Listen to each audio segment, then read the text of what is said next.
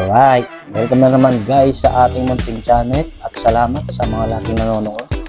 So meron tayo dito galing sa Lazada, bagong-bagong release to na set. So tingnan natin kung ilang piraso to ng TBO3. So ayun na nga, meron tayo dito 5 piraso ng EBO3. Bali itong EBO3 nirelease to ngayong October 25. So bagong-bago siya, puro Y po siya. So meaning puro babae yung character niya. At sa set na to, pwede tayo makakuha ng mga SP nila. At ang gaganda ng mga SP nila kung titingnan mo. So SP at ang pinaka main hit sa set na to ay yung manga na Kuta. So by the way, welcome nga pala ulit sa Wagi or sa Wii. So tingnan natin kung makakakuha tayo ng hit galing sa 5 pack. So saka na tayo bibili ng box siguro. Pack lang muna. So tingnan natin, buksan na natin.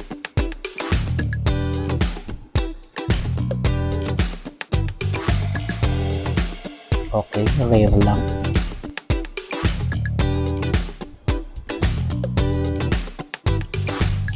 Rare lang ulit.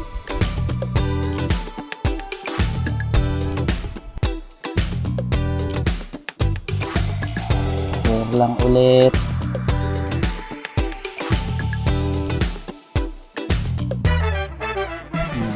Rare lang ulit. Last pack. Last pack. Uy, parang may hits. Uy! Nice! SP Boa sa 5 packs. Nice! Not bad.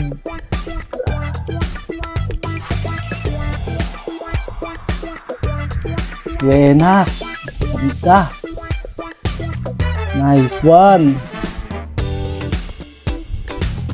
Nice! Ang ganda! Wagi tayo! Wagi! SP ni Boa! Jackpot! Nice!